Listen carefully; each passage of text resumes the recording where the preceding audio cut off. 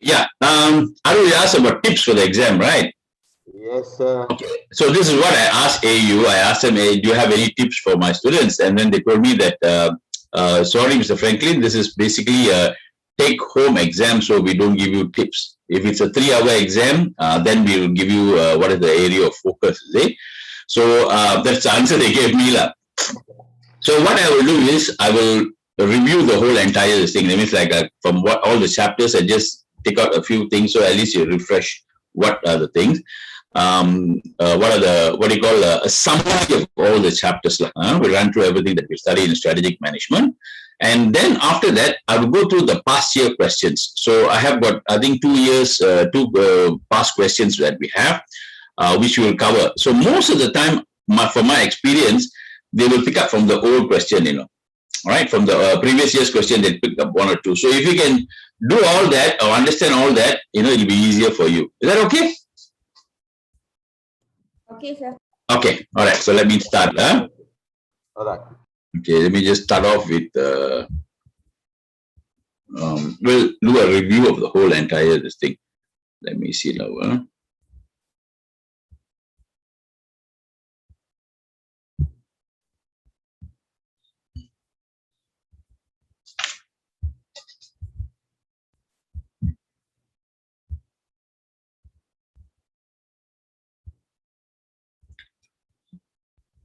Okay, can you see my slides? Can, sir. Can. Yeah, Yeah. Okay, so today in your strategic management, you have a total of 10 chapters. Okay, there are a lot of questions which are quite popular, which you keep on again and again, they will start repeating it. So we will focus on these areas. So I'm going to go through this next maybe half an hour, 45 minutes. We'll go to each one of these chapters. Okay, what are the things that we studied? Right now, we looked at strategic management. All right, strategic management has got 3 processes. Do you remember what are the 3 processes? It's called the process of strategic management. Okay. Now this is it's a popular question. You need to include this also when you're talking or writing. Strategic management has got 3 major components. One is a strategy formulation, strategy implementation, and then you have the strategy evaluation and control. 3 processes are major components of a strategy. Okay. We look at the word strategy. Where does the word strategy come from? It comes from the Greek word called strategos. Okay, which means art of the general, right? So strategy basically, talks about plans and, what the company has in order for them to win in the market. Remember, the word strategy comes from the army. Okay, it is taken from the army. And the purpose of strategy is so that they can win. So companies need to have proper strategies in order for them to excel in the market, to gain market share, to be profitable. So that's why a strategy is, right? So we looked at what's the difference between a strategic planning and normal planning. A normal planning, a strategic planning is basically has got an element where you talk about how they can capture the market or they can win in the market. A normal planning could be a simple day-to-day planning, of work, scheduled work, right? So definition of strategic management, there are no standard definitions. Okay, one of the definitions that is quite popular is strategic management is the art and science of formulating, implementing, and evaluating cross-functional decisions that enable an organization to achieve its objective. All right, so this is popular. So it's important that you need to remember or learn 1 or 2 definitions of strategic management, because when you're answering the question, you can maybe use that. So this is what David defines as, what he calls strategy management is formulating, implementing, and evaluating cross-functional. Right. So we have 3 parts: strategy formulation, implementation, and evaluation. Okay. Now these are the tasks for strategic management. These are also the tasks that a strategic manager has to do. So first of all, in order for us to have a plan of your strategy, you need to have a vision, mission, and goals. Remember, I spoke to you. The starting of every strategy is basically from the vision and the mission, right? So they play a very important role. And then analyze the internal situation to identify the strength and weakness, right? So first of all, we set a vision and mission. Then you look at your internal situation and see whether do you have the capabilities. Now, 2 things the company has. They have resources and then they have the capability, all right? Resources could be skills of the people. Okay, could be manpower, could be knowledge, So that's called resources. Skill is whether you're able to implement all those things. So okay, that's capabilities, right? Whether are you capable of, might have knowledge, but are you capable? So you look at your internal situation, and then you look at the external situation to see whether this new strategy that the company is adopting is able to survive in the external environment. So you do an external environment checking, and then you look at the resources. We looked at the resources, and then then what you do, you select long-term objectives and strategies. Okay, we looked at what are objectives. Objectives are specific, what you call targets that a company need to achieve. Okay? So once you already come up with a strategy and you look at the internal and external, and then you come up and check your resources, then you set objectives. Okay, so you have annual and short-term objective. Then we implement the strategies, and finally you measure and evaluate. Now, this is the job of a strategic manager. Okay, and the strategic manager's job is managing the strategy in all the different areas of a particular business. That this one is called the context of strategic management. Right? In a strategic management, works in an environment of the organization, the external environment, the strategy, and also managing the strategy. Okay, so all this is a continuous process, which means that sometimes you need to change the strategy and modify it, and reset the goals. Okay, and look at the external environment and see whether there are any changes, right? And then run the strategy. Okay, and then go back and manage it. And so this is basically the whole entire process of how the strategic management takes place in an organization. Okay. Then we looked at this one. Now, this is quite important, right? This is very important because why it talks about 3 different levels of strategy. In any organization, there are 3 levels. The first level is called the corporate strategy. Another name for it is growth strategy, because basically this looks at the macro part of the whole business. Okay, so corporate strategy will issue like what different businesses we should get into. What is the strategy overall of the entire organization. Okay, so that's a corporate strategy. The corporate strategy will be at the CEO level or CFO level. They call it the C-suite. Then you have the business strategy. Now, corporate strategy is more to a macro level, but business strategy is more towards a different business. So different towards the industry. For example, a company might have in different. For example, you take Felda. Okay, Felda is in different industries. They have different kind of subsidiaries. So there's Felda Angul, they're dealing with the transportation. Now, if that operates in a different industry altogether compared to the oil pump, then they have biofuels. That's another what you call industry altogether. So each industry within the organization has to have a different strategy. Okay. And finally, we come to the functional. Functional are the different functions in an organization like marketing. We have HR. We have what you call operation. All these are different functions within an organization. So the functional strategy puts in place. So if you look at this, why is it like a triangle? Because the strategy drills down from the top. Okay, the strategy of the company drills down from the top. So this is called a growth strategy, and this is called what you call for a particular industry. And finally, these are all called tactics. Okay, tactical strategy. So this is very useful to understand how a business a strategy, is in an organization. Okay, now we looked at environment. Okay, the scope of strategy should be future, long-term impact, focus on competition, and decision is by the top management. Okay, and commitment of the resources. There's no point if the company has got this strategy, we want to move into this particular area, and then your resources are not focused on that, so it definitely won't work. And then you have organizational-wide consequences, because whatever strategy the company is going in, the whole entire organization has to change accordingly. Okay, external forces, and then you have to look at the performance, right? So that's monitoring. So this is the scope of strategic management. All right. So strategic management, basically, we looked at it is a process or is a process of identifying strategies, implementing it, and monitoring it. So these are the 3 different phases. Okay, what is the benefit of strategic management? What is the benefit of running your organization with the thought of strategic management? It allows for prioritization. It helps you objective view of the problems. Okay, so you helps you to understand the problems in organization better. Okay, improve coordination and minimizes the effects of adverse condition and changes. Right. Sometimes what happens is you cannot totally what you call eliminate what you call effect. For example, the COVID. The COVID pandemic actually affected every business. And most companies do not prepare for something like this. Never in their mind they ever thought that something like this able to do. But some companies were able to rebound quickly.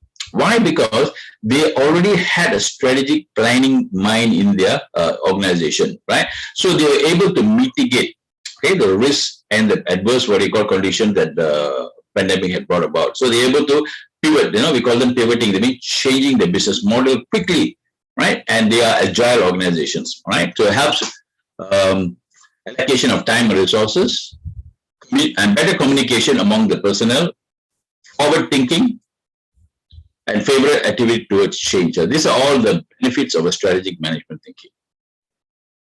We look at that formulation, implementation, and evaluation. But what this is, this keeps changing because as you evaluate, you find that you need to modify your strategy.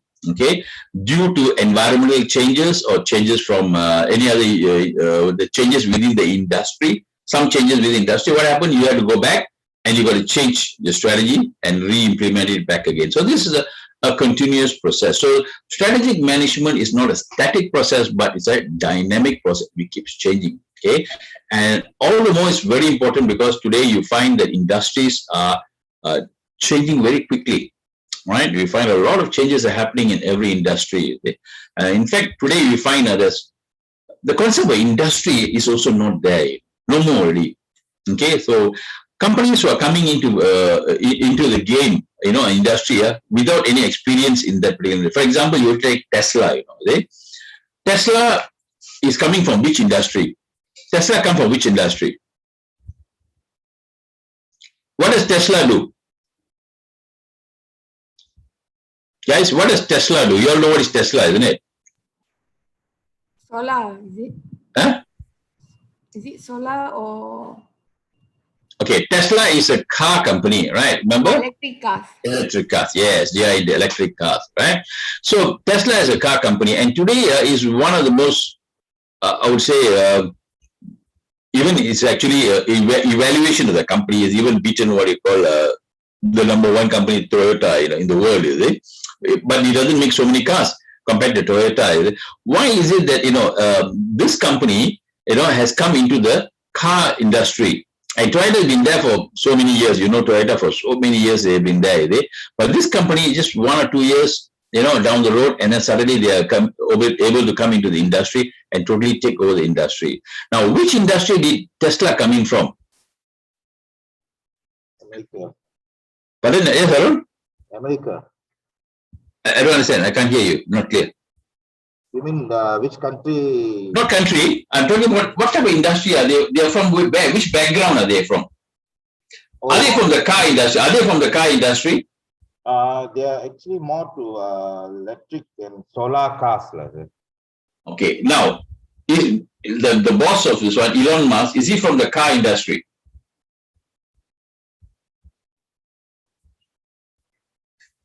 Do you all understand what I'm trying to tell you? What I'm trying to tell you is, you talk about specific industries. Now, today there are companies that are coming into the industry which have no relevant. They were not part of the industry at all. And Tesla actually come from the what do you call internet? It's an internet company actually. They are not basically a car company, but because it's a tech company. Actually, it's a tech company, technology company. So from a technology company, they morphed into a what do you call an automobile industry. So that means companies or industries are getting challenges from so many different angles. So that's why your strategy has to change. So what happened? Companies like Toyota, companies like Volkswagen, now are all moving into what they call electric cars. They're moving into electric cars. If you look at the article somebody sent me today, Ferrari has got a new CEO, right? And the new CEO, maybe I'll send you a link for this, new CEO. And the new CEO is coming from which company? He's coming from a chip manufacturing company. Now, why would what do you call Ferrari choose somebody from a chip manufacturing company to be the CEO? So that tell me, why would they take from some other company and come inside from another industry, sort of another industry? To get more ideas. Okay, ideas why? Chip manufacturing, and talking about cars, performance cars like Ferrari. Two totally different thing, right? If you want to compete in the market, you need to have a CEO who's powerful, maybe from Porsche or, from Lamborghini, you bring in a CEO. Okay, that's where you're going to really fight. But, in the market. So you come up with strategies on that. Now you bring in a CEO who's what you call from the chip industry. Why you are doing that? Sudha? Because the car industry has evolved from just automotive transportation to technology-based, innovative, what do you call the mobility? Yes. Okay. So what they need is, that means from there you understand that the direction of the company or the strategies of the company are going to be more into chips, and stuff like that. So that's why they are going. That's the reason why they brought in this guy, an expert on chip manufacturing. Now, this is basically strategies are changing. So the environmental analysis checking, they find that in the future, performance cars also are all going to be technology, what they call driven. So we need a guy who's in technology line to come in. Only then we'll be able to make the kind of a change. Because your current people cannot think in that way. Because they're all towards motor, performance like that. So in order to change the thinking and the culture, you need to bring in somebody from outside. So, these are good examples that you could use. All right. So, okay, let me carry on. We found that the most difficult is a strategy, evaluation, and control part of it. Sorry, it's an implementation part is the most difficult part of it. Right. Now, we look at environmental analysis is gathering of information. Okay, now, how do you analyze a company? You can analyze it from 4 different ways. Coulter says this in 2000, his article, it says that study from past performance, check whether a firm is able to achieve its goals or not. That means in the past performance, are they able to achieve their goal? If they're able to achieve their goal, then they will be able to achieve the goals of the new strategy, right? And then you compare a firm resources and the capabilities. Resources and capability, two different things. Resources are skills, and the capabilities are how you are able to effectively use it. Okay, that's called are you capable or not, right? Okay, you might have all the resources, but you might not be capable. Okay, so if you're not capable, we need to engage somebody who's more capable to bring in. Okay? Strength and weakness, and check your strength and weakness. You assess it through like SWOT analysis and all that. So these are the 4 different ways in which you can do. All right. Now, resources. There are 4 types of resources: financial, technological, physical, and human resources. These are all the 4 resources. Okay. Capabilities are the accumulated knowledge and skills embedded in organization, processes, and their routine. This is a definition of capabilities. So resources and capabilities. Resources are all assets. Okay. Organization, process, everything is called resources. Capabilities are skills that they use. Right. So 2 different things that we have. All right. Now, this is what companies need to do. Look at your resources that you have and turn your resources into capabilities, that you're capable of doing something. Because you look at the resources with the skill that your organization has, you become capable. And when you're capable in something, you turn that into a competitive advantage. We looked at the meaning of competitive advantage. Competitive advantage is what you have advantage over some other competitor. And then only then it becomes a strategy for you. All right. For example, so you look at the resources, look at the capabilities, then you come into competitive advantage and then come into strategy. Like, for example, AirAsia, they came up with a new strategy during the pandemic. Okay, they look at the resources that they have. Yes, they have a lot of staff, skilled staff. They have, and then they had money. They had what they call all the know-how. Okay, then they look at the capabilities. Are they able to do that? So they have done, remember their strategy was to buy Gojek. Okay? So they bought over the Gojek in Thailand. So that was a strategy that they were planning on. Okay, so they look at the capability and then they create a competitive advantage because why? They already had all the, network that they have. So they merged together with Gojek and bought over Gojek because Gojek had a certain capability and merged together and came up with a new strategy. So this is what companies do, right?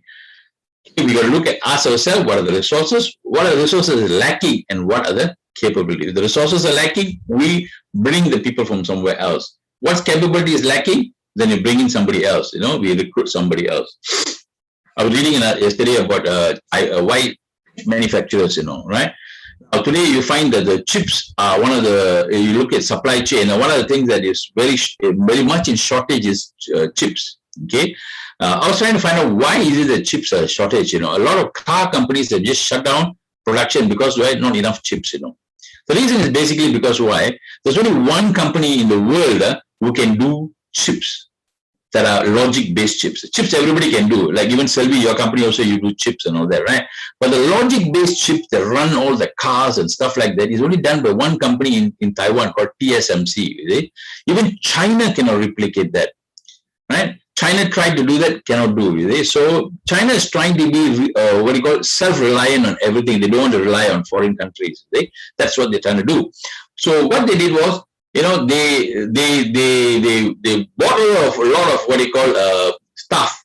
The chip people working in the chip company, thousands of them, and brought them over to China, paid them a higher salary. So you engage people. So this is one of the things that you can do, right? With a comparative advantage, how companies need to have comparative advantage. The areas that we can have comparative advantage are in delivery, speed to market, in price, in technology. We looked at Apple as technology, design, all right, scale, customer service. Starbucks is a good example.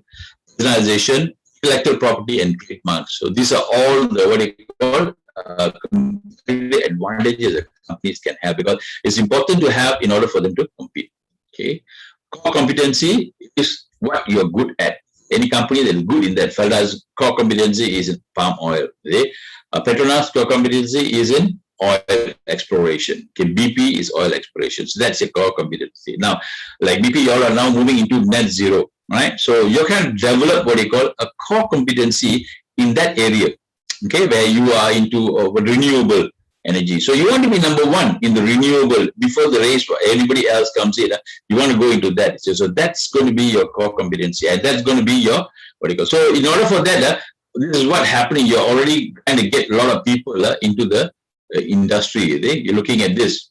You're looking at resources, capabilities. Engaging people who are in that line. Okay. And to develop a competitive advantage so you can compete effectively in the years to come. So this is basically how you develop the strategy for a company. Is that clear so far? Yes, sir.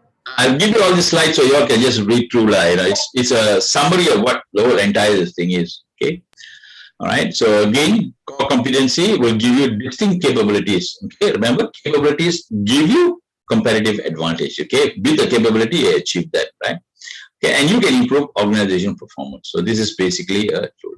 Now, this is a very important value chain analysis. Right?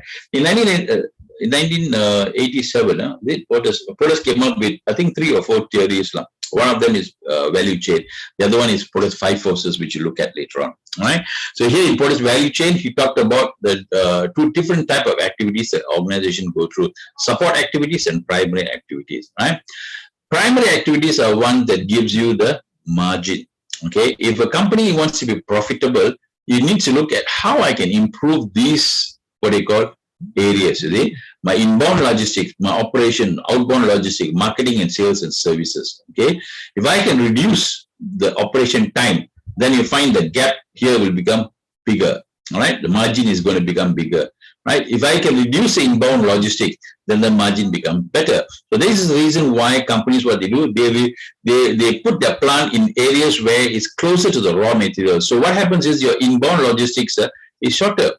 Okay, the time. So then you gain better margin, right? So Portas chain analysis is very useful to find out how can you improve what you call your company's performance, okay, and develop a competitive advantage. Okay, now we looked at the internal, now let's look at the external environment. Okay, we looked at 3 tiers of the environment. One is called the remote environment, then you have the industry environment, then you have the task environment, right? Remote environment talks about the external. Okay, that's the pestle analysis basically. We're talking about the political, economical, right, technological, or the whole entire pestle, right? So a company exists in this particular environment, right? So all the external environment has an impact on the organization. Okay, now these are environments: economic, social, technological, political, ecological environment. Right. So there might be questions on what are the different types of environment a company, firm operates in, is it? And questions like that. So you can explain there are 3 different types of environment. Then you have the industry environment. These are economic factors. We looked at that. Unemployment, inflation, interest rate, economic. All these are very important. We need to look at because all these are going to affect our company, performance of the company. Right. Then you have the industry environment. When you talk about the industry environment, it's basically talking about this the customer, new entrants into the zone, because some of customers' preferences can change, right? And so the need for your product will totally be obsolete. Right? So you might have to change your product. You need to look at the customers, the socio-economic environment might be changing. And then there might be new competitors with lower prices and better quality products. So in which you need to change your product. Okay, suppliers might change, right? So this is another thing that's happening. Companies that are solely dependent on 1 or 2 suppliers are in trouble now. That's what happened to the chip manufacturing. Why is it the entire chip manufacturing is at standstill? Okay, computers. You find that those things that use chips now the prices have gone up, skyrocketed actually. Because there's no what you call replacement for the company. There's only one supplier who supplies chips all over the world. Okay, and that guy, what happened because of the what you call Taiwan company, because of the pandemic, they slowed down the production. And when they slowed down the production, and when they locked down, and after that everything opened, there's a surge in demand. When there's a surge in demand, everything was all backlogged. So everything is all backed up. So what you can provide in maybe 1 month's time will take them a year to provide. So what happens? Productions are all shut down because everything today uses chips. Right, so companies are racing to come up with the technology developing chips, and it's not easy. It's a very complex technology. All right, okay. So this is the industrial environment. Then you look at the task environment. Task environment is closer towards the company itself. Okay, these are government regulators, communities, competitors, customers, labor market, financial institutions. All these other task environment. Right. Okay, we looked at the Porter's 5 for this is a very powerful tool in order for us to analyze the environment. Okay, so if you don't learn anything from strategic management, please at least learn this one. Okay, because this will definitely be a question in your exam. Okay, and this is definitely a question for anything because it's one of the most talked about what you call tools in strategic management.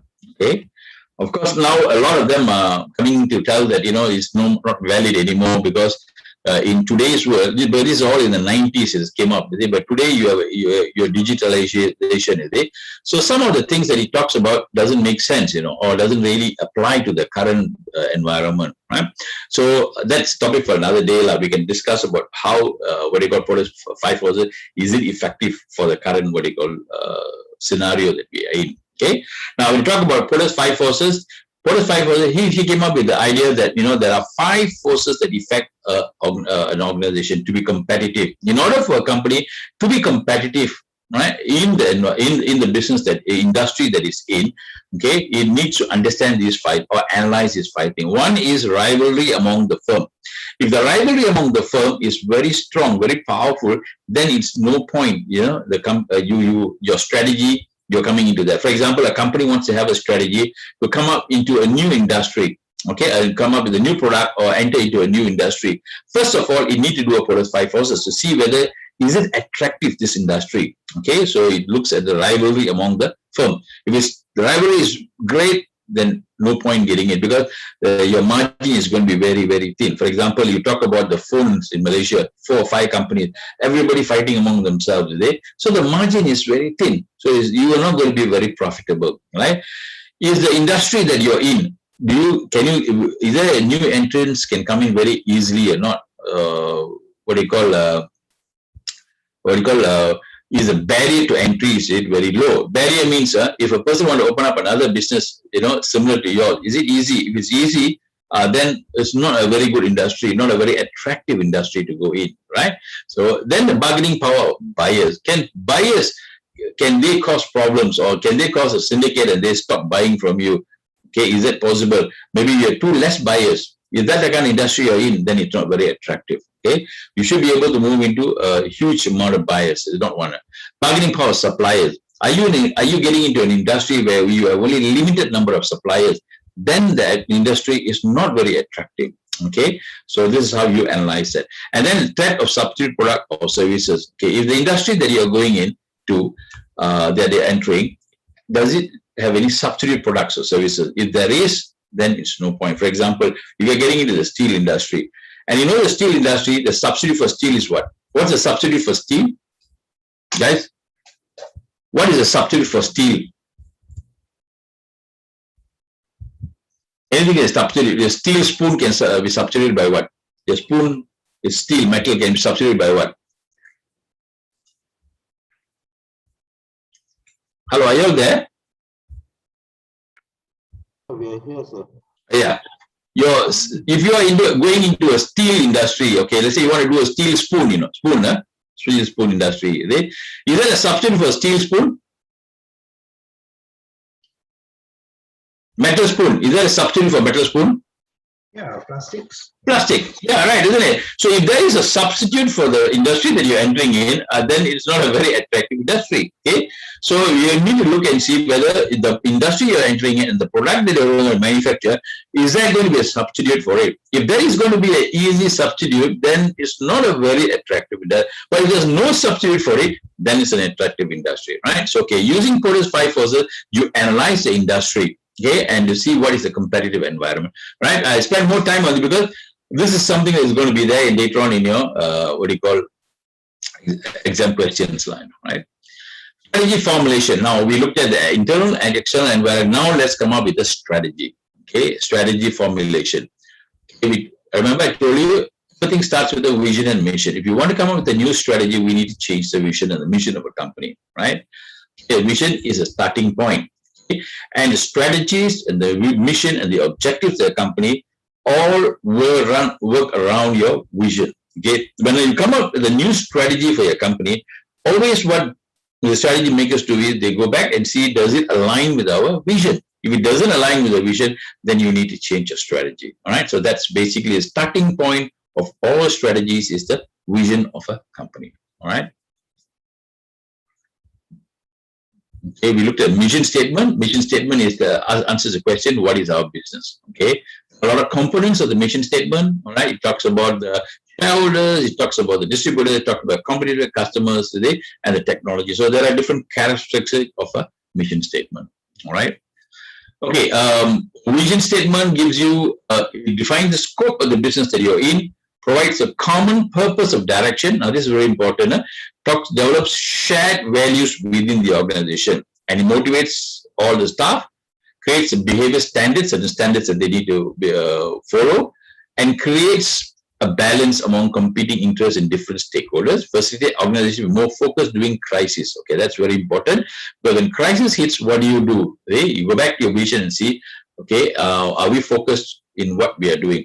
And allows the CEO to assert control over the organization, because a vision is what the CEO uses to control the organization.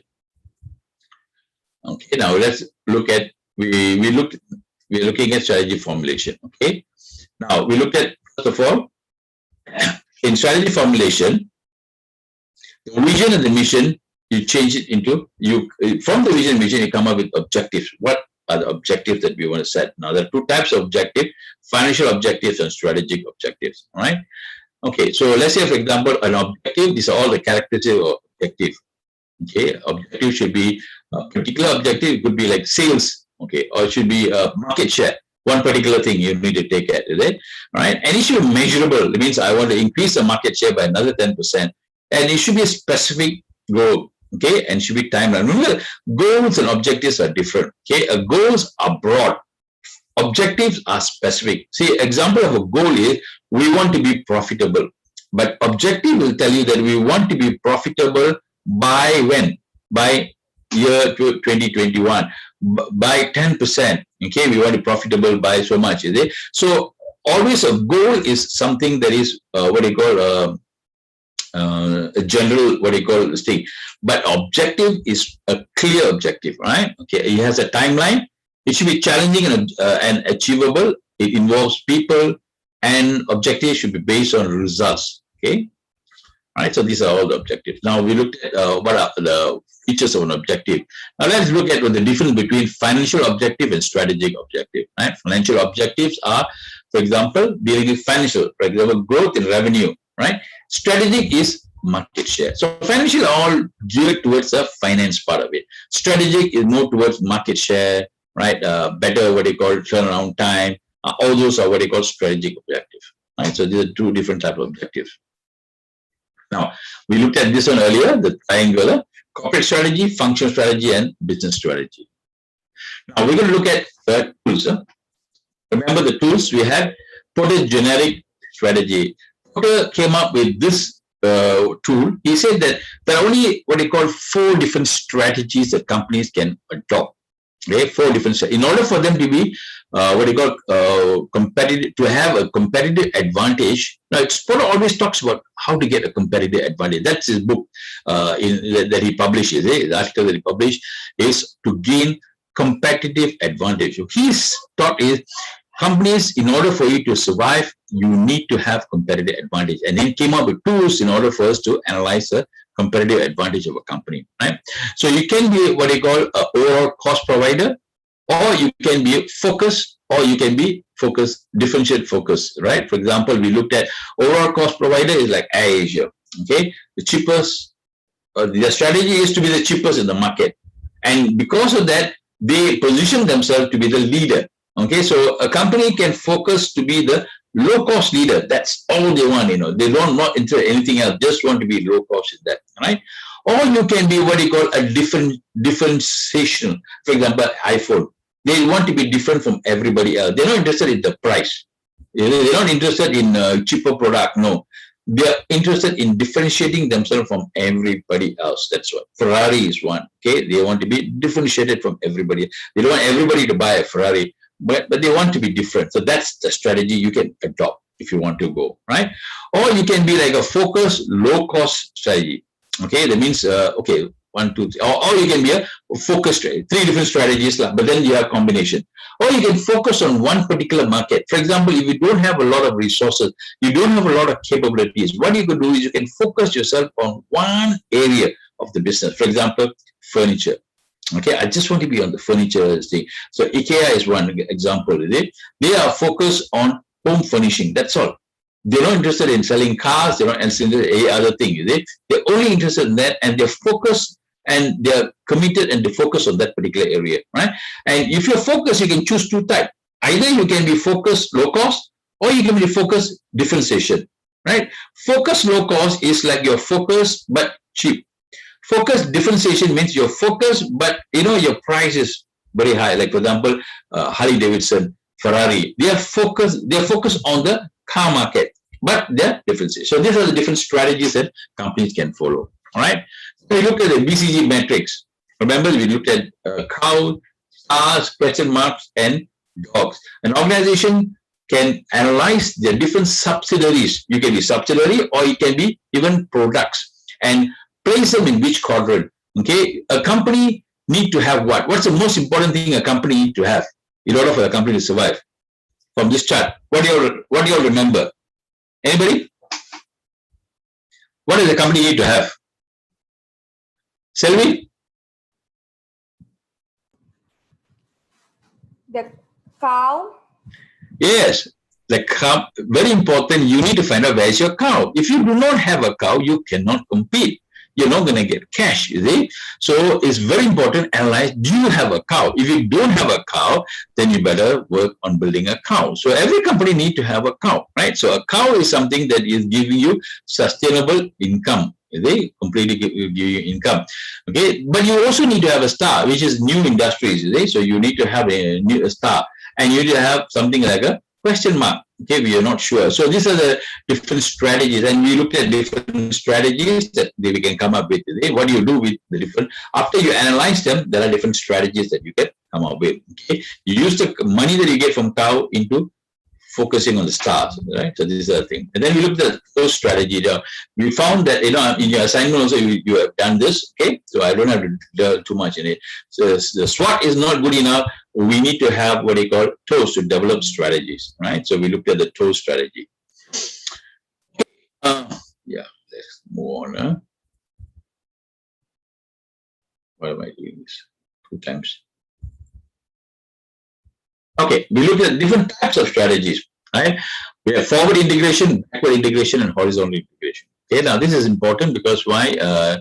Even if you are not going to do for the exam, but you have to study this, because as a strategic management, you need to know what are the different strategies. Okay, forward integration is you're moving closer towards the end consumer. Okay, if you are your strategy brings you closer to the end consumer, then it's a forward integration. Like for example, car company buying over what you call distributor, that's called a forward integration. Backward integration, you are going upward the supply chain. What they call things. That means you're going closer towards the raw materials. That's called backward integration. The car company, they buy over a tire company. All right, so that's called a backward integration. Horizontal is you're buying over another what you call competitor in the same level. So that is called a horizontal integration. Okay. Then we have intensive, like market penetration, market development, product development. 3 different strategies that companies can use, all right, in order for them to gain market share, right? Diversification, you have related diversification, unrelated, all right, and then you have defensive, like retrenchment, diverse, and liquidation. So different strategies you can follow, right? So we looked at this one. These are all the what you call backward integration, forward integration, and what you call horizontal integration, right? Intensive, we looked at this one. These are the strategies: market penetration, product development, market development, and diversification, right? So if you want to what you call grow in the current market, then you go into market penetration. I mean, you sell the same product more into the market. Maybe you give a discount, people buy more, maybe you pack it together. So that's a strategy. Okay. So you also have market development strategy. For example, existing product into new market, right? For example, people who don't drink Coke, then you develop products that are you can attract this particular thing. So new market, it becomes a new market for you, right? Then you have product development, new products into new markets, right? So it's called what do you call product development. And then diversification, you have related, unrelated diversification. Okay. Mergers and acquisition are also another strategy that companies can come up with, right? They can look into strategic alliances. Strategic alliances are also very important.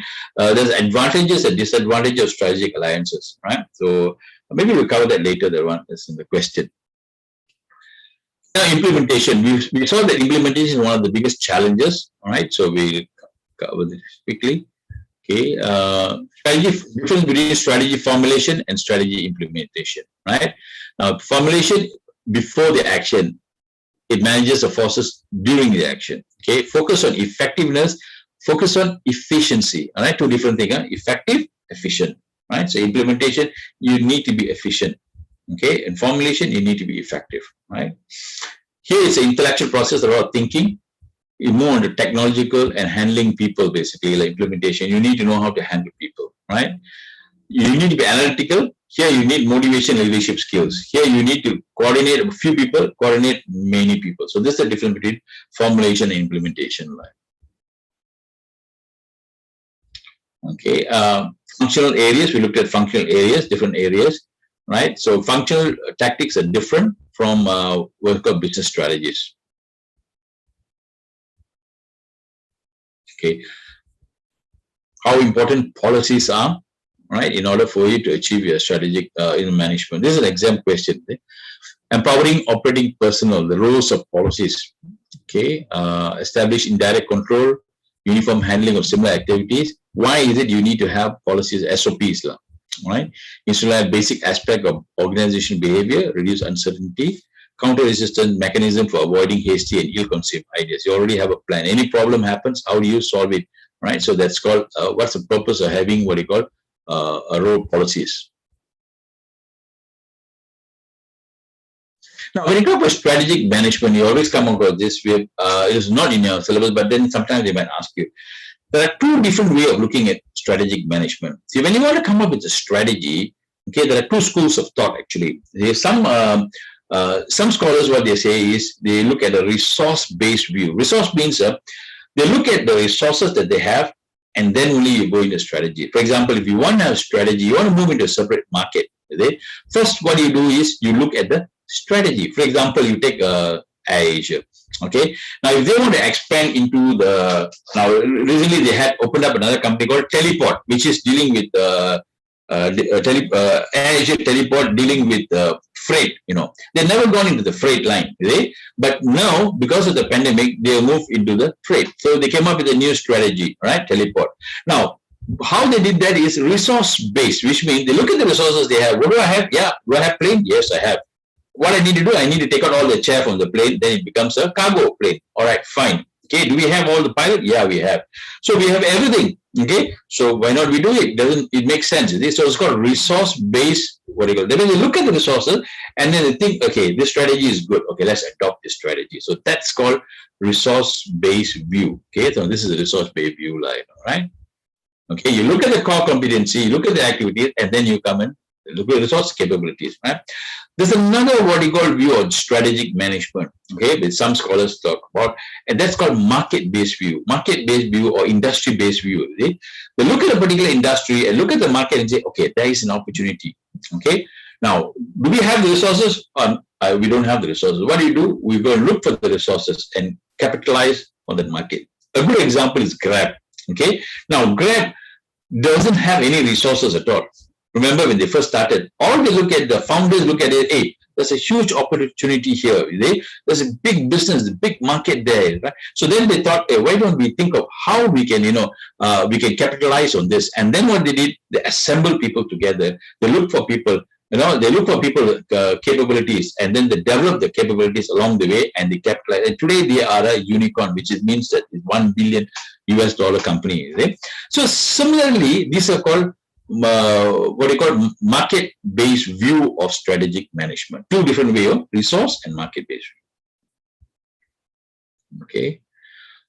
Issues. Okay. What are the issues that we have in management issues in strategy implementation is matching the structure with strategy. Okay. Okay. So you can read these things. Basically, the problem that you have. Quickly, I'll go into the structure. This is the structure of companies now. You find that you have different types of structures, like you have the hierarchical structure, right? And now today more popular is the agile structure, which is more what you call a virtual structure, right? But today companies like what we really need is to adapt to change. It's no more the old kind of hierarchical kind of system, is it? You need to adapt to the different changes, right? I have that okay, strategic alliances.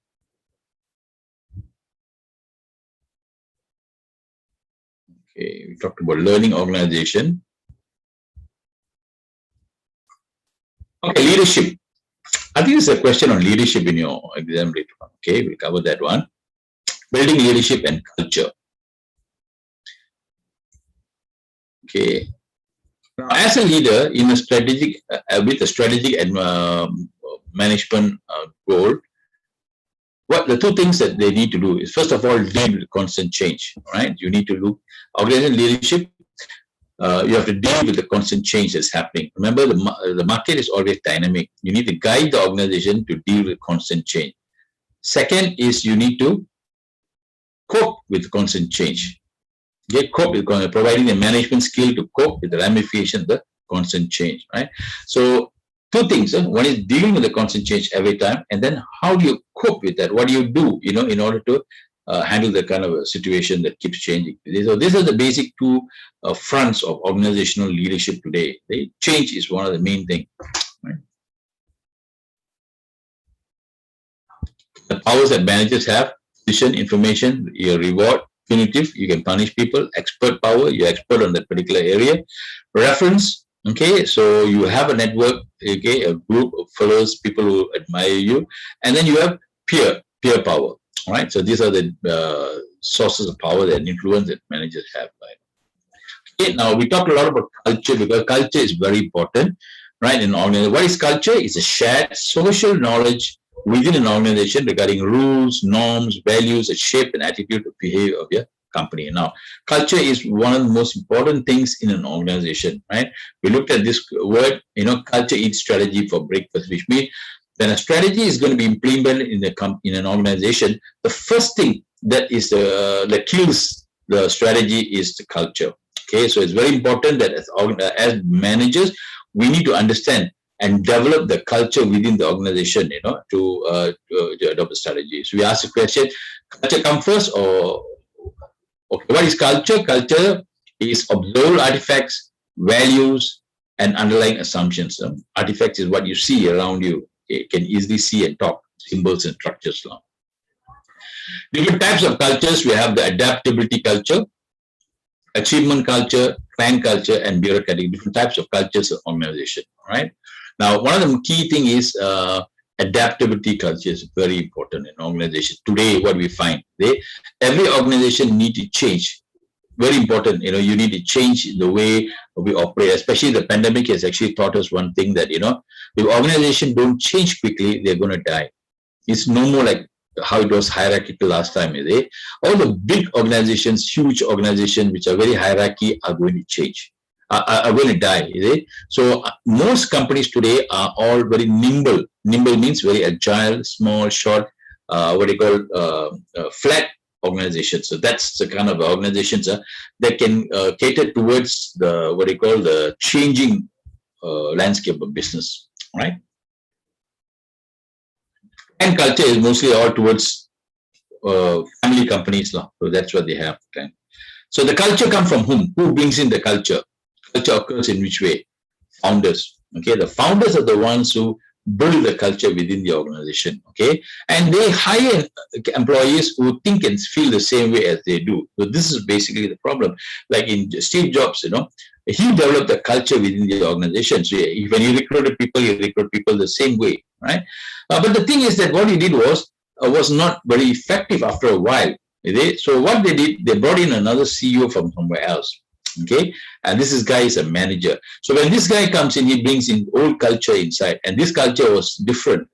So there was a conflict of interest, and Steve Jobs had to be kicked out. Right. So this is culture, right? Plays a very important role in organization, and it comes from the founder itself. And sometimes culture is the most difficult thing for a CEO to change, a new CEO that comes in to change. Right. We saw a video about how Satya Nadella, okay, changed the culture of the organization, Microsoft. And Microsoft at one time was not doing very well. Their stock price was languishing, right? It stuck at very low level, and the competitors were all going faster away from them, Google and Facebook, right? So what he did was he came in, he changed the culture of the organization. Okay, he said it's not very easy. He changed the culture of organization, and after he changed the culture of organization, and he was able to help the company capitalize on some strategies. And today they are very big, especially when you talk about the main income those days were coming in only from the Windows software. But now their main income is not coming from Windows, but it's coming from their cloud business. Okay, so that's become their very what they call biggest business, Azure, Microsoft Azure. So you see the market cap, became huge. From 40 to 80, double market capitalization. Okay, what does culture serve? Sense of identity, making device organization, sense making device for organization members, reinforces the value, and it's a control mechanism for shaping the behavior. Right? Okay, element of culture, what the leaders pay attention to, how the leaders react to crisis. Okay, we look at this one recently. How many of you know about this story recently that happened? Air Asia. It was trending in the news. Come, guys, you heard about this one? No, sir. Huh? I'm not. No. Anybody heard about Air Asia recently? The Thai Air Asia CEO. Nobody here. Huh? Yeah, I heard about it. Sudha heard. Yeah, anybody else? Okay, all right. Now this is the hottest thing now that is going on, right? Okay. So what happened was, this is the Thai CEO. So what happened? One of the days they were having a meeting, a virtual meeting. This is a screenshot from that, right? So this is a Thai CEO. His name is Taspun. So what happens is, in the video he's talking. This lady is talking. She's from what do you call Teleport. Remember I told you a new business that is opened by AirAsia dealing with cargo. Okay, so this is the CEO of AirAsia in Thailand. Okay, so they're having a meeting, some strategy meeting, right? So in the meeting, this lady is talking, and this guy said a F word, okay, bad word, is it? What this one you are talking about? He said, like, okay? And then after she keep on talking, and then what happened? The girl is telling, shut up, and things like that. So this became very viral and everywhere, all over the place. And what happened? Tony Fernandez had to come up and talk about this. Okay, so immediately he had this is a crisis in his company suddenly, right? Because he always projected that the culture of the company is very good and things like that, right? So they said that this is something a racist kind of thing, not racist, but that against women, you cannot talk like that and things like that. So quickly he came and he defended the CEO. He said the CEO, he shouldn't have said, but he would have said like that to anybody, not even a woman or what. Everybody also he would have said. So that's the thing. So basically, he came and handled the crisis. But the way he handled was not so happy. People were not very happy with what he said, because during the time, when he was using the bad word, these two people, Irene and Tony, were also smiling. So that shows that the culture of the organization, right? So if they are, so many people are saying, if this is the kind of culture that you have in your organization, that's not a very good environment, where bosses don't listen to what your staff is talking. Because you are talking something else. Remember, we studied about how he talked about they listen to their staff and all that, But here, in reality, it's totally different thing. Okay, so this is a good example of what happened recently. All right, how leaders behave through role modeling, teaching, and coaching. All right, so these are the things that we how do questions like, for example, how do managers or manage culture within an organization? Okay, this kind of question you have to answer in this way, using this law. Okay. Innovation. All right, now if you talk about innovation, some of the world's most innovative companies are not the most innovative companies actually. Right? Okay, now innovation is basically very important, because if you talk about today's world, in order for companies to survive, you need to be innovative. Otherwise, it's not going to be possible, right? So you need to be innovative. Right, now, major forms of innovation. You have incremental innovation, breakthrough innovation, sustaining innovation, disruptive innovation, and radical innovation. Okay, so incremental is simple changes or adjustments in existing product. Example, process Kaizen, continuous improvement. Okay, so that's called what they call that is called incremental innovation. For example, iPhone, the previous iPhone and this iPhone doesn't have a headphone jack. So that's an incremental innovation, a small innovation, right? They'll come up with something different. Breakthrough innovation. Breakthrough is something where quantum leap is the innovation in a product, process, technology at the cost. So it's a quantum leap. It's a bit more risky. Okay, a breakthrough innovation, right? Breakthrough innovation could be like what do you call jet engines? They were breakthrough innovation, right? Like computers were breakthrough innovation, breakthrough. Then you have something called sustaining. Okay, sustaining means, like, for example, once you come up with a particular innovation, you sustain it. For example, you've got 4G, 5G now, you've got coming up with 5G. That's called sustaining innovation. That is innovation. It is not incremental, but it is sustaining innovation. Right? So it is incremental in nature, but it sustains this thing. It's a bit higher than the incremental innovation, right? Then you got something called disruptive. Disruptive is totally disrupt the market. That means in a disruptive innovation, the entire industry changes. Okay, for example, you take an example of CDs and MP3. Okay, now you find the CD market is totally gone. Nobody buys CDs. I don't buy any more CDs, right? So now everybody is MP3, or you want to listen to music, you subscribe to Spotify. So the entire industry has changed. Companies that have been manufacturing CDs closed down because there's not much demand, is it? So huge, what they call losses was there. So they have to change. So this is basically disruptive innovation. Now, companies, in order to be what they call competitive, need to come up with innovation and keep in track of what's happening. Then radical innovation. Radical is a huge leap. Like for example, GE. Okay, GE has come up with a lot of radical innovations. Okay, finally, we're going to look at evaluation and control. Right? This is a 5-step method how you evaluate. So, of all, you must know what are you going to evaluate. Okay, what are you going to measure? Then you look at a standard that you kept. This is a standard or KPIs. All right, that I need to achieve. Right? Then we'll measure it. Okay, whatever means that we measure it. Is it technical ways or whether you sit to what you call empirically? Empirical means measuring with the numbers and things like that. So you measure the performance, and if the performance matches, then you stop. It doesn't, then you take corrective control. Right. So this is a 5-step common sense method of evaluation, which you all will be used to it. Right.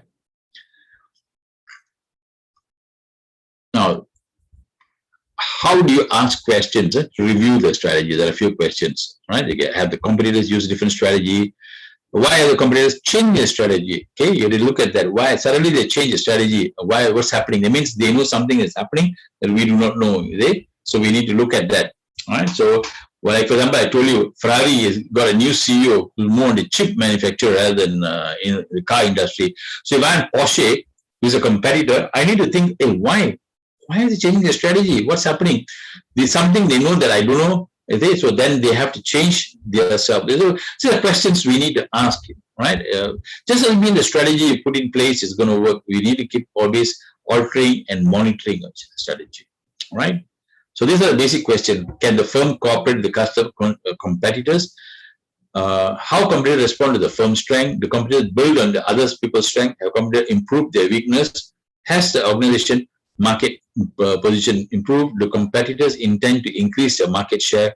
Are potential competitors that will participate in the business? In some organizations, they have a strategy department. I don't know in your organizations you have or not, right? But normally they do have a strategy department. Their focus is just to look at the strategy of companies, what's happening, and give feedback to the CEO. So they can, what they call, draft better strategies or improve their strategies. So this is basically important question that we need to ask in order to review the strategy of the company. Why strategies fail? These are some of the reasons. One is poor strategies are poor. And number two, internal is improper strategy implementation. Okay, so this is one of the key problems. The external, because changes in demand. We have come up with thinking that this is going to be the demand. Suddenly there's a change in the market, right? So then our strategy fails. Technology could change, right? So that could be the problem. Government policies, right? So the government can change the policies and your strategy goes down the drain. Okay, demographic means people, right? The study of people. So people could have moved away from that place, or the people's what they want is totally different. Okay, or maybe your target customers have changed. So a lot of demographics also plays a very important role. One more thing is like things like COVID-19, external factors. Okay, so these are the things that we never expect. So this also could be what you call one of the reasons why strategies of companies fail. Okay, problems in measuring performance. Okay, so Wheeler and Hunger came up with this. He said, one is short-term orientation and is goal displacement. Short-term orientation means most of the strategies are thinking short-term. Why it happens is because when you give KPIs or evaluation to managers, you're giving them short-term. You don't give them the long-term thing. Because when a strategy or goal, we break it down into short-term goals, right? And you tell them, okay, you need to achieve from A now. Then only you go to B and C and D. So you achieve A, you give them an incentive. Okay, so most of the incentives are based on short term. And because of that, everybody is just thinking short term. They're not thinking in the long term. So that is actually basically the problem that can happen in measuring the performance, right? The number two is goal displacement. Goal displacement means instead of achieving the target, your goal is enjoying the process of doing it. So that replaces the actual goal. So that's the kind of thing. For example, let's say you want to buy a house. So that's your what you call your ultimate goal that you want to do. But what happened is you enjoy going shopping, going for looking for a house and things like that, is it? And so what happened, your goal of actually getting a house is displaced by enjoying going and looking. You enjoy the hunt, rather than actually going for the goal. So that what you call replaces that. That's called goal displacement, right? I have this problem sometimes, because I want to buy something, but the fun is in going and looking for it, So that replaces the actual goal. So that can actually be a problem when you measure what you call strategy. Okay. Yeah, so we have covered basically the entire strategic management module. Just a refresher for you. You can watch this later on. Maybe if you want, just before the exam, you just want to go through it. You can watch this if you want to. All right. I just given a brief overview of the entire module. Any questions? Anybody want to ask any questions? Guys, any questions? So far, no, sir. From me, no. You're okay. You're all right, huh? Okay, now I want to go to the next part. I want to talk about what you call. I want to go into the previous year's exam papers. Is that okay? Yeah, sure. Yeah, sir. 5 minutes break, can Can. Please take a 5-minute break. All Take a right. break and then we'll come back. Okay, sir. Let me just set up first. Thank you, sir.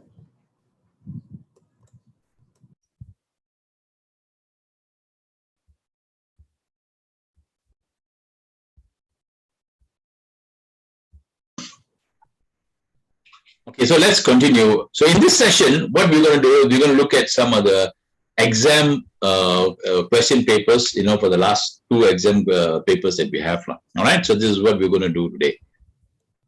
We just go through this.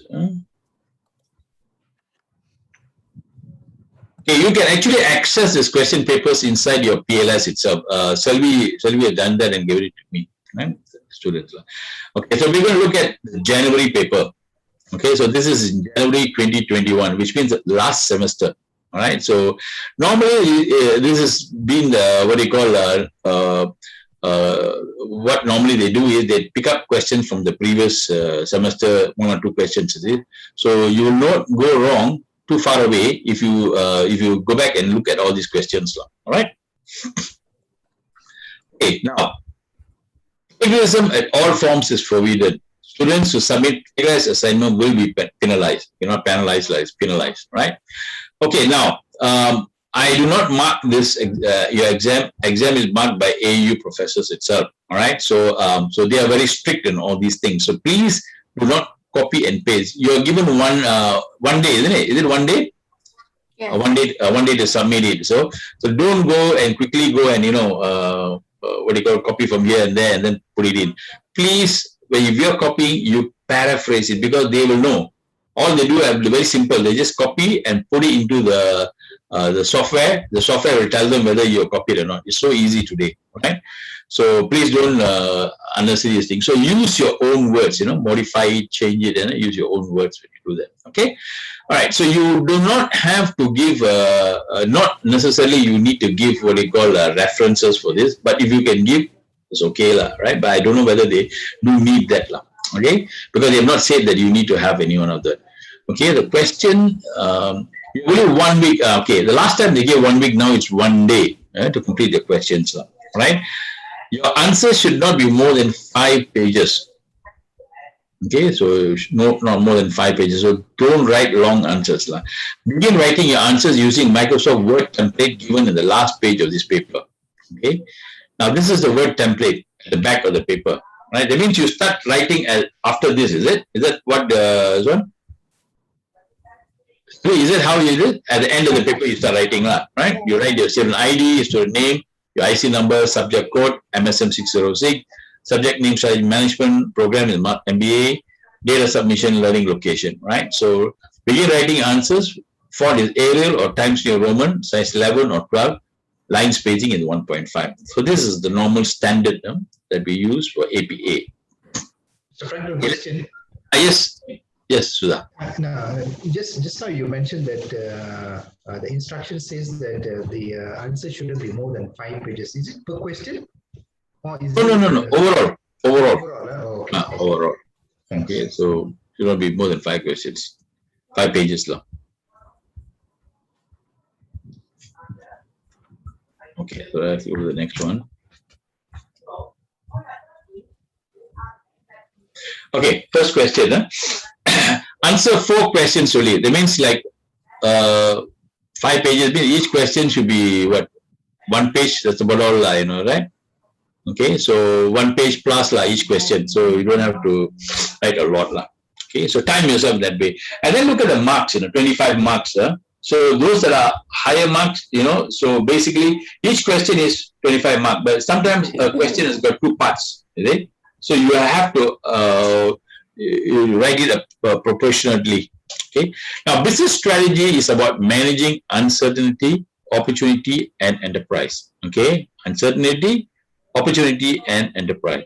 So, uncertainty means you're looking at the external environment, changing what you call industrial demand. Opportunity, if there's an opportunity in the market, how do you enter inside, and capitalize on that? And then enterprise. Enterprise means running the organization, right? So, these are 3 areas about business strategy. Okay, how does a firm evaluate its industry competitiveness in which they operate? Discuss. Okay, how do you answer this? Okay, open up, all of you unmute yourself. I want you to discuss. How do you answer this question? What are 5 forces? Yeah, I think 4 to 5 forces is one example, one answer that you can give. Okay? Right, so you must understand what is the question first before you write anything. You understand. The question is, how does a firm evaluate the first sentence? First sentence is basically a statement. Okay. Now, how does a firm evaluate its industry competitiveness in which it operates? Okay. So when you say discuss. Okay. So what I want you to do, how I would answer is basically I will talk about the Porter's 5 forces, and then what I'll do is I will give an example. Okay. Or when I'm explaining, I will give example, right? For example, take a particular company, and then I will talk about, example using the Porter's 5 forces. So that will be help me to evaluate, how the industry is, whether it's competitive or not. Okay, so that's a good example. All right. Remember the Porter's 5 forces, we talked about it earlier. New rivalry, new entrant, bargaining power, power buyers, suppliers, threat of substitute or products or services. Right. So make sure it's not more than one page. But at the same time, you have what you call all the elements of the thing with an example given. So that shows that you understand what you're talking about. And don't just copy the example from internet. All right. When you do that, they know that it is copied from the internet. They want you to use your own, because you see, the idea is they give you 1 day to write, so it's the same as giving you the 3 hours actually, because you don't have time to go back and research. So they're not interested in you researching. But what you can do is you give your own examples from your own thing. You can bring it from your own industry. That'll be better. That means that you're applying this. Talk about your own company if you can. Otherwise, talk about some other company, but don't look at example. They would have given some example in the internet. They don't put it straight from there and put it in, because they will know this is from the internet. You just copy. This is not your own words, and then you won't get very good marks. But you will have to use your own words. Is that clear, all of you? Don't just copy and then put it inside there. Right? As for me, as for assignment, more or less, I'm okay with that. But examiners, they are very serious about this kind of thing. So if you want to get good marks, please, do this properly. Frank, question, Mr. Franklin. Yeah, yes, Sudha. Yeah, tell me. When we read, the stuff in the internet, we will get some examples. We can still use the examples, but in our own words. Am I right? That's what you're saying. Yeah, you can do that. You can modify it using your own words. Okay. You can do that, but it shouldn't look like you just what you call blatantly copied from the internet and then you're putting it there. You can use it in your own words, For example, you can use Apple. A lot of them use Apple, iPhone as an example. You can say iPhone, but you reword it differently. That is okay, because every one of those we take examples from the internet. So I also take example of the internet. I should give you example of AirAsia. It's all on the internet. But what I did, I modified it and put it into my own words. So basically, that's what you should do. Okay, is that all right? Yeah, thanks. I'll answer your question now. Okay, second question. In COVID-19 pandemic environment, right? Customers' attitudes and buying behavior are changing. Explain these changes and how does a firm adapt its product, pricing, policy, and promotion activities? So, what do you understand this question? 4 P's. Oh, okay. Talks about 4 P's here, right? Isn't it? Product, pricing, and promotion activities. Yeah. Okay. Good. Anybody else? Anything? Any other thoughts?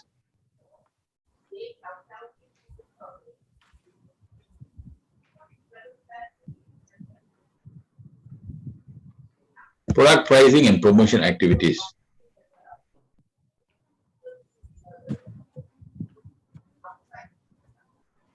How about the others? Arun? How would you answer this question? So COVID-19 is changing customers' attitudes and buying. Okay. All right. Explain these changes and how does the firm adapt its product and promotion. Arun? I'm not sure, but what I saw is like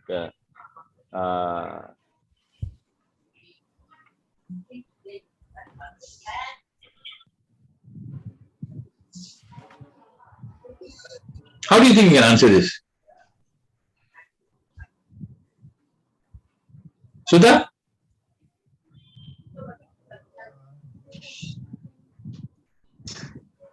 This is quite a tough question, Mr. Franklin, right? So one of the example I can give is what we talked about, how Air Asia is now changing the way they actually approach the business. Okay. Whether the right one or not, right? But that's what I can think of currently. One. Second thing here is that about how some of the businesses in the country, instead like restaurants, they are adopting their way of promoting their food through food delivery. Yeah. Yeah. I mean, that's what I can think of. Right. You see, okay. Now, your point is relevant. Selby's point is relevant because the way the question is done is they're talking about product, pricing, and promotion. When you talk about product, pricing, and promotion, they're actually, in a way, talking about marketing also. Right? Okay. That means what they're trying to tell you is now, because of the COVID-19, people's buying behavior have changed. Now, we don't go to shop and buy anymore. Right, isn't it? Now what we do, we buy online. Right, isn't it? So now what you don't talk about, the COVID-19 pandemic has actually changed the landscape, and also not only you give some kind of what you call introduction first, and you also change the way the consumers buy. And then you explain about how today consumers are buying. What are the changes that has taken place in the consumer what you call buying behavior? Now many of us we buy from what to online, and we have delivery. We to have delivery services and all that, right? So now this is actually the change in the environment. Remember, we talked about external environment. A firm operates in three different types of environment, right? So changes in customer buying behavior, you need to do some adaptation to your product. So you have to change your product. Okay, you got to change your pricing policy, and also you got to make changes in your promotion activities, right? How do you change your product? Okay, so now you're different. Your customer is different. So you have to change your product. So give an example of company that has changed its product. That means no more what you call this type of product, but now they've changed the product. So you give an example of company that has changed this particular product into something totally different, is it? So instead of just basically selling the product, it's more of a virtual kind of product that they are selling, is it? And pricing policy. Okay, companies have maybe reduced the pricing so that it's more affordable. Okay, and promotional activities. Promotion activities, how do you advertise? Now you find that a lot of them advertising through Facebook. Okay, like a lot of people today, they go to Facebook and see got any what you call this thing to buy, and then they buy through Facebook or through what you call Lazada, to online things. So companies, what they need to start different types of promotions that they do. So this is basically what the companies need to do. Like so, adapting themselves to different and to the changing environment, right? So product has to change, pricing has to change, and promotion activity. So look at the internet, find out any companies that adapted its product. Okay, so no more product is now you have to pack to go, you know, no what you call, you eat there. So you have to change the particular product into a way that, you know, it's something that people can take, tap out and go away. So you have to change your product. The packaging has to change. Changing of the packaging has to be done. Pricing has to be different also. And promotional activities, right? So talk about these three things, okay? You can talk about the environment. Like I said, the industry environment has changed. Okay, so talk about the customer. I think basically, in this question, you need to talk about the promotion, marketing part of it, like marketing part of the company. Is that clear? This question? Any question? Please ask me if you're really in doubt. Sir, yeah. Regarding that question, do we have to give any example of companies such as like Asia? Yeah, you need to. Yes, you need to. Then only you know that you understood the thing. So, for example, what they've changed, the product has changed. For example, you talk about Air Asia. Now you find what? Nobody's flying. So Air Asia, what it's doing is, now it's changed the business. The product is changed. No more selling ticket, is it? Now what they're doing is, they're selling what they call other what they call product. For example, I told you, Air Asia, you know, now they come up into selling cargo, in the cargo business. They opened up a business called Teleport, which is actually dealing with cargo. Now, the product has changed. It's no more what you call airline seats, is it? Now they're doing different. So, give an example. Like, for example, during the pandemic, they have changed the business model, and they have come up with a new product, which is actually Teleport, you know, which is the change of product, okay? And then give another example of another company which changed the pricing. You don't need to talk about Air Asia anymore. Talk about another company which changes pricing policies, right? So the pricing policy is now more cheaper, right? A little cheaper than what is it normal, or maybe it's different. They package together with delivery. For example, I bought some. I like to go to IKEA and buy things, right? But then, you know, because of the pandemic, everything is closed. So what IKEA did was, they had what do you call the product and free delivery. You know, I bought, I think, some kind of small cupboard I bought. Free delivery, you know, and I was surprised. Even if I go there and I buy it and I park the car and all that, I still have to pay money, you know. Here, free delivery to my house, you know, for the same price, you know. So that was something interesting for me. So they changed the pricing policy. Okay, so that actually is an example of a company that can actually be competitive, like, you know, right? Promotion activities. Now you see that advertisements are coming out through Facebook and other ways. Right? So companies. So give an example of a company that done that. Right? So this will give you a clear picture. When you give examples like this, then the examiner will know that you have actually understood, you know, what they've been asked. All right. So basically, talk about product, how it changes, pricing changes, and also the promotion activities changes that has happened because of this line. Okay. Arun, you understand? Yeah, I understand, sir. Okay. All right. So this is another question that's got 2 parts. So remember, first part is 15 marks, second is 10 marks. Okay. Give more effort on the first question rather than the second question, right? How does a firm position itself in a disruptive business environment? Explain. Okay.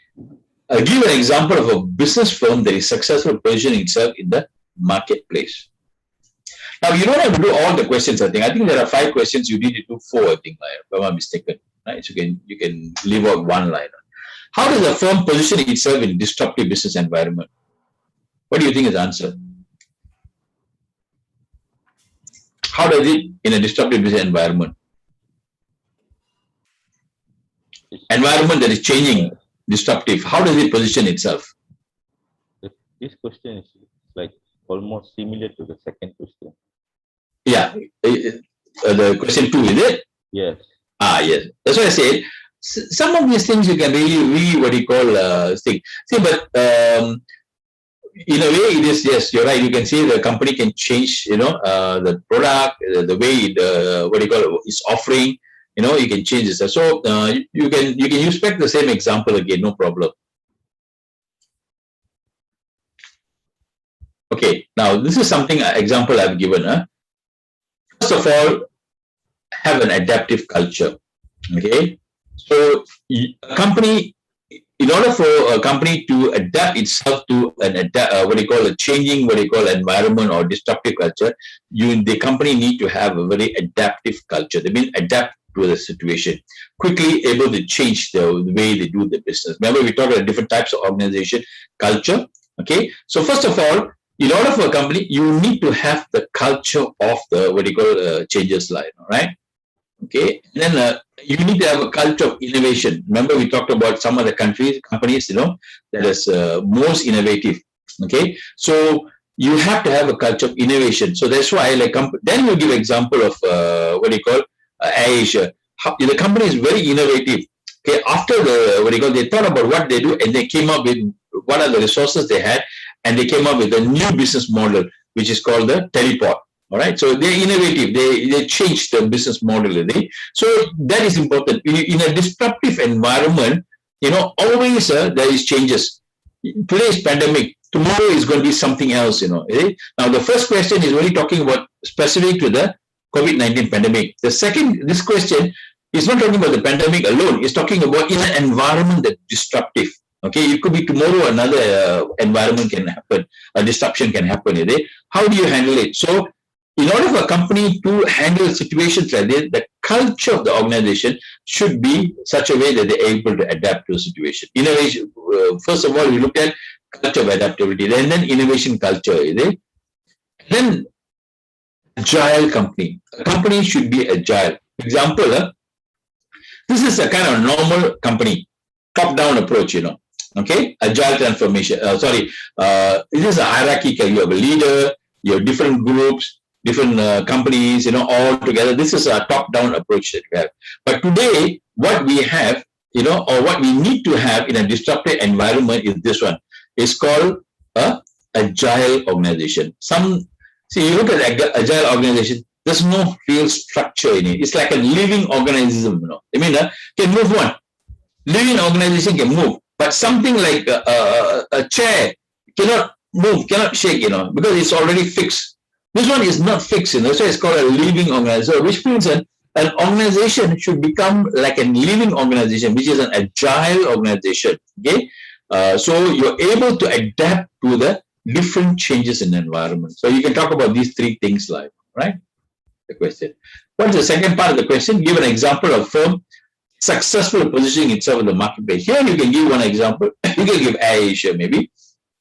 Okay, you can give Grab as an example. Any other examples of companies that position itself in the marketplace, successfully positioning itself? Any other examples?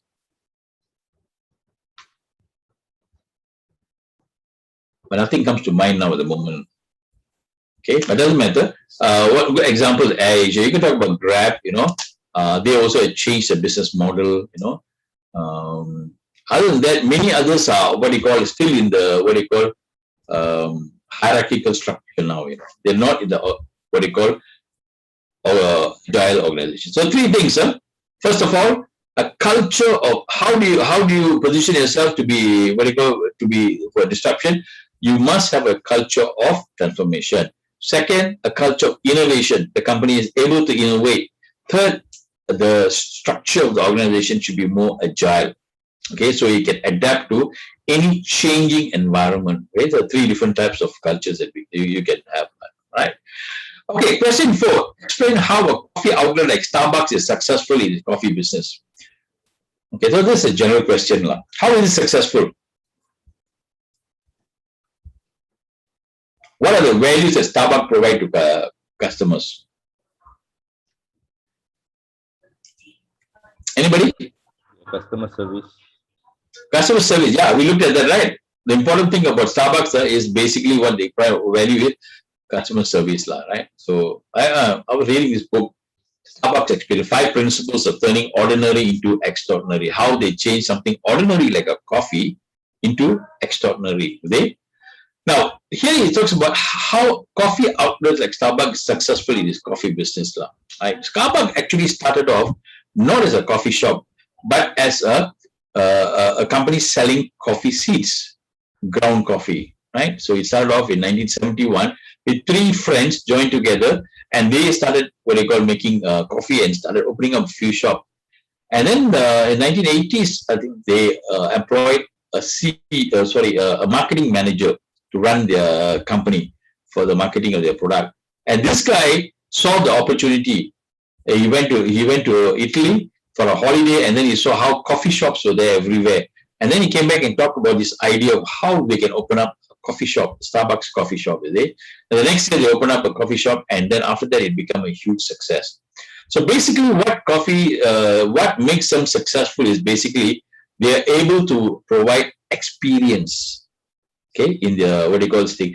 And then what Starbucks does is unique about it is basically it spends time in training its people. That's very important. I remember at one time when the business was very bad, what Howard Schultz was the CEO. He closed down the shop for half a day everywhere, all the branches everywhere. They closed down for half a day, and they gave training to all the staff about making the best cup of coffee. What's that? Best latte. Training them. They retain. He said that every one of them should experience this. They should experience that. So Starbucks is basically it's like a family. The concept is like a family. So here he talks about here, make it your own. Okay? So those who are working there, make it like it's your own business, your own thing that you're doing. Okay? And then everything matters. Every single thing matters in this business. Okay? Small cup or big, everything, every single small thing also matters. Like how hot the milk is. Surprise and delight your customers. All right, embrace resistance and leave your mark. Okay, so that's very important. The people will come back again. You leave a mark, people will come back again. And then he started what he called roasting, in-store roasting. Okay, so when I walk across, they keep on roasting it, and you get the smell of coffee. Okay? So I just got all these experiential marketing ideas that Starbucks has done, right? Okay, so what they did is they are very important for them, baristas, is it? So they train the baristas properly, and the barista, see, working in Starbucks, you're more like a partner. The concept is a bit different from other companies, is it? When you enter into a Starbucks organization, it's a very flat organization. Okay, it's a very flat organization, right? Everyone from the CEO to barista is a partner and not an employee. Okay, and the Starbucks places a great deal of effort into seeking the thought and opinion of the barista because they are in direct contact with customers. Starbucks retail management headquarters keeps in regular contact with the field people. Okay? So this is basically what they're. That's why you see the experience and the customer service is key in Starbucks life, right? And they always smile, very important. So all these are very, very small things that are very important for them, right? Okay, so this is basically some of the key things. Provide great work environment and treat each other respect. Embrace diversity. Apply the highest standard of excellence to purchasing, roasting, and fresh delivery. Ensure customer satisfaction at all times. Contribute positively to our community. Recognize that profitability is essential to the future success.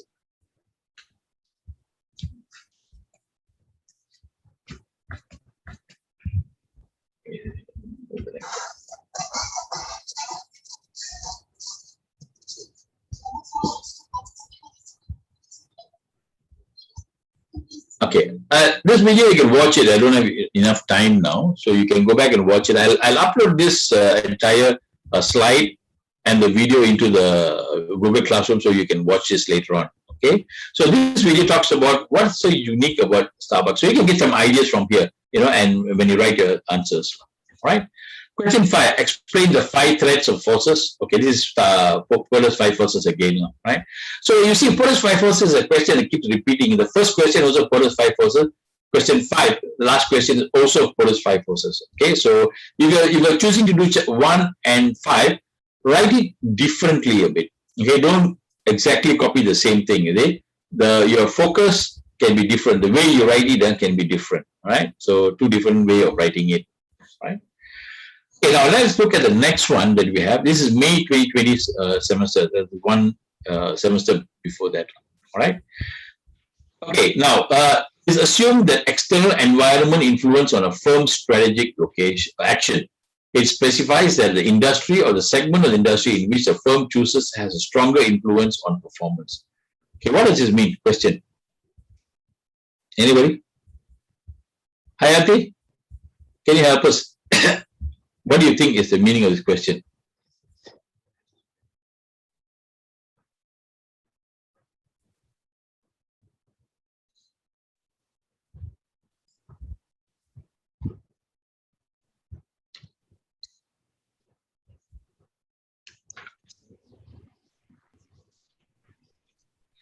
What do you think you should answer? What's the question?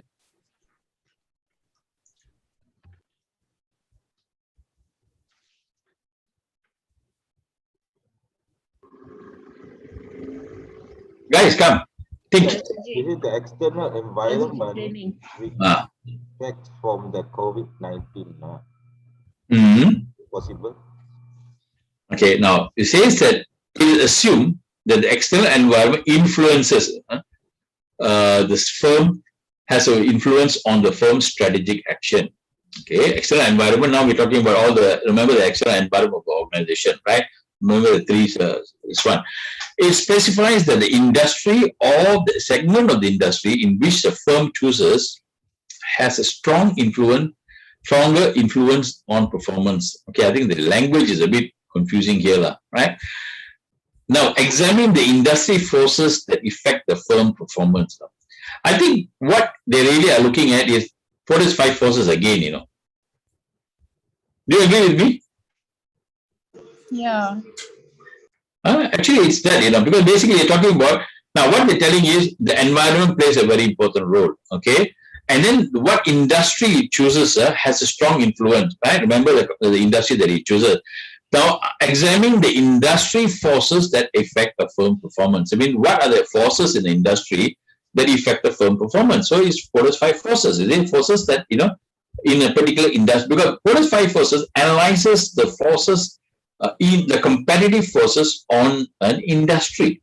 Okay, so it talks about that. So you can use that industry forces. If you talk, if it's PESEL analysis, it doesn't talk about industry because PESEL is not specific to a particular industry. PESEL is throughout. It doesn't matter. The COVID affects everybody, right? Whatever industry you're in. Here, the question is examine the industry forces that affect the firm performance. I mean, the forces within the industry that affect the performance. So the question is answer is basically Porter's 5 forces. So if you're familiar with Porter's 5 forces, you can answer this question.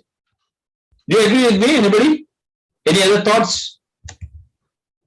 Sudha? Yeah, I think the same.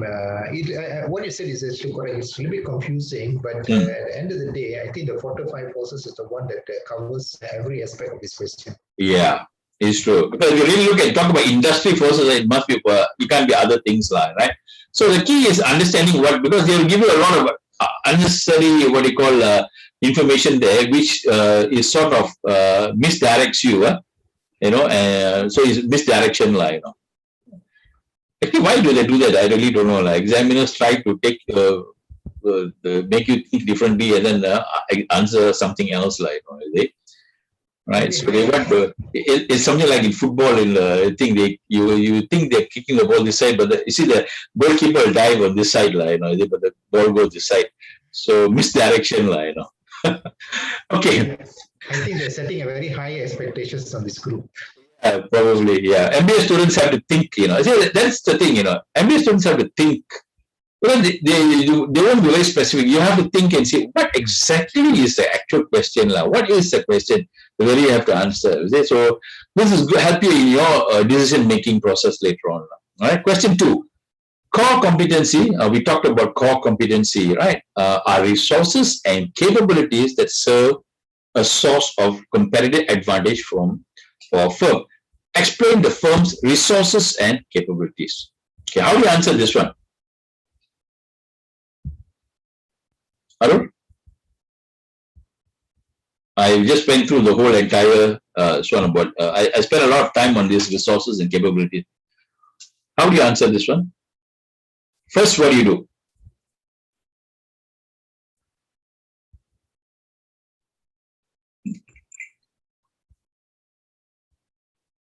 Try, Arun. I'm trying to. Just say because you don't know how you're going to this thing. Okay, first of all, I would start out with explain what is resources. Remember, I told you what is resources, what is capability. So give a definition of that right? Remember, I told you what are firm's resources. Okay, they are assets, capabilities, organization, process, firm, material. But these are all the what do you mean by resources of a firm? Okay, then you have what you call three types of resources that you can have. You can have financial resources, technological resources, physical resources, and human resources, right? So three different types of resources that you can have. Okay. Next, what you do is you talk about what?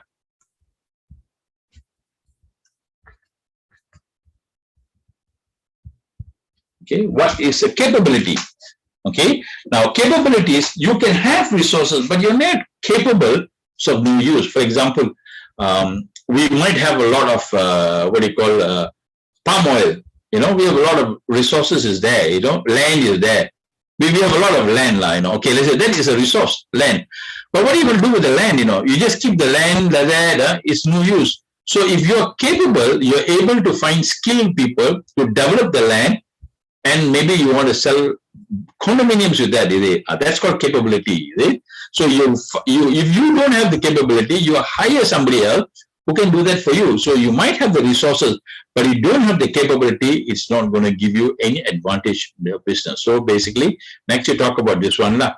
Okay? How resources become capabilities. Using your resources, you develop whatever capabilities, and then that becomes your competitive advantage. Because your resources somebody else might not have. So with the capabilities that you have, you develop it as a competitive advantage. You might have land, somebody else have land. Okay, both of you got resources.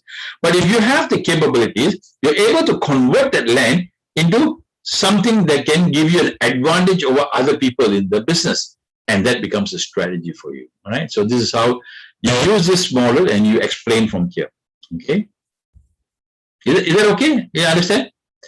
Explain the firm resources and capabilities. The focus should be what is resources and capabilities. Speak a lot about that. Okay. Then you talk about how capabilities and resources can become what you call a competitive advantage for a particular company. All right. So you explain that. You can use ideas from the chart just now, and then you can explain that. This one. Okay. Question 3.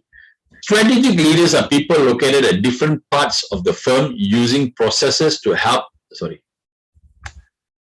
strategic management process to help the firm reach a vision and the mission. Okay.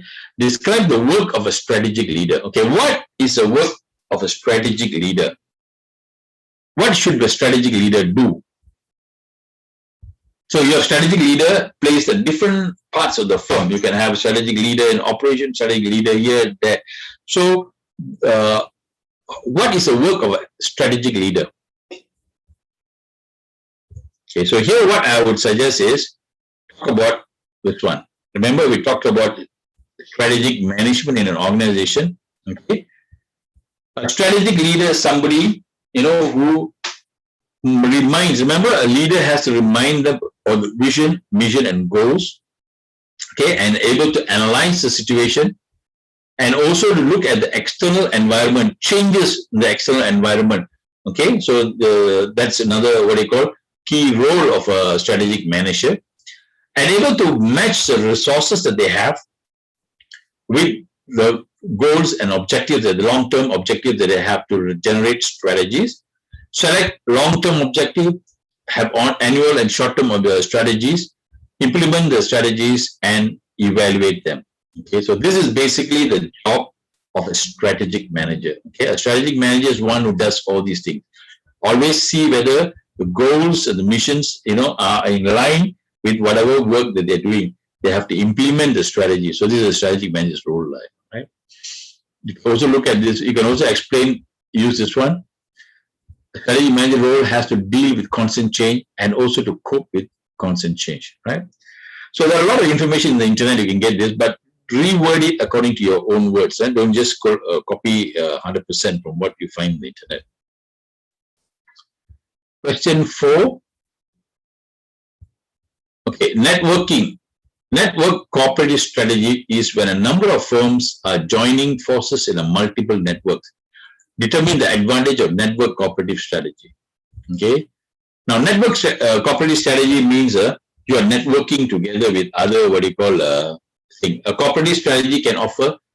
This is something that given you. A corporate strategy can offer significant advantages to companies that are lacking a particular competency. For example, a company that is not competent in certain areas, the best is they can network with somebody else who are competent in something else. So that will help them to gain more mileage. Okay. Give an example of companies that using cooperative strategy, something like a different kind of strategy. For example, yeah, yes, Telkom and DG. pardon? Telkom and DG, they are. Yes. Yes, Celcom DG can be a cooperative strategy. So DG is good in certain areas, Celcom is good in certain areas. So when they cooperate together, and they come up with some synergies, so one is lack of competitive in one listing, another one can benefit from there. So these are the basic, what do you call it? So what are the advantages of network corporate strategy? So advantages, okay. This is I've taken from another, what do you call, book. Corporate strategy, wherein several firms agree to form multiple partnerships to achieve shared objective. Very effective when formed by geographically clustered firms, for example, Silicon Valley and North California. So Silicon Valley, what happens is in Silicon Valley, there are so many companies that are there. You have Oracle is there, and then you have Apple is there in Silicon Valley. So what happens is they network with different companies together. How Apple came up with ideas was basically they network together with what is the other company that came up as well? Is it Xerox? Is it? I think it's Xerox, Xerox Corporation. Xerox Corporation came up with a lot of ideas. In fact, a lot of ideas for the Apple computers were from Xerox. Like even the mouse was developed by them. So what happens is they network together with them and they cooperate, and then they come up with new strategies. Okay, firms access to their partners and other partners, so multiple alliances, multiple partnership can increase competitive advantage potential as a set of shared resources and capability expands. Can be problematic also. Could lock the firm with the partners and exclude development or alliances with others. And another problem can be, this is a negative aspect of corporate strategy, because you're cooperating in one company and that excludes you from cooperating with somebody else. So that could be a problematic thing. So sometimes it's good, sometimes it could be a problem. Sometimes you want to break your partnership, then you can move into something else to a higher, what you call, level of your business strategy. Okay, so that's business. Okay, so there's only 4 questions in this. All right, so we have covered what you call last 2 years, 2 semester questions, right? And if you guys have any problems on how to answer, maybe you can send me a copy of paper. Maybe I can give you some guidance if you want to. Once you have your exam paper, you still have 24 hours, right? So if you really need any kind of a guidance, you can actually ask me next week. And when can you download? What is it, Saturday, is it? Normally, Selvi, when can you download it? Saturday, 9 o'clock, sir. Morning. Oh, Saturday, 9 o'clock. So you must submit it before Sunday, 9 o'clock. The next. Saturday is accounts. Sunday is strategic management. Oh, is it? Okay. Sunday at 9 o'clock. Sunday 2 p.m. you can download the paper. Oh, okay. Sunday 2 p.m. Sunday 2 p.m. So if you can download it, and Selvi, can you send me a copy? Is that okay with you? Thanks, sir. So I can keep track of it also. If anything you all want to, any questions on it also, you can ask me. I can give you a guidance on how to answer the questions. But ultimately, it's how you answer is very important. Don't copy from the internet, use your own words when you write and use examples. If I'm the examiner, I would like examples, because that means you shows that you really know what you're talking about, you applied it, okay?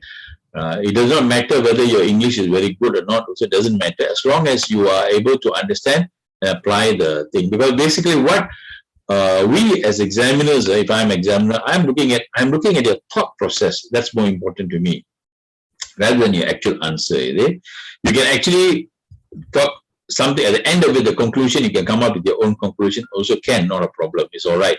It's agreeable, as long as you back it up with something. So that's what we're looking at. All right. Any questions before we go?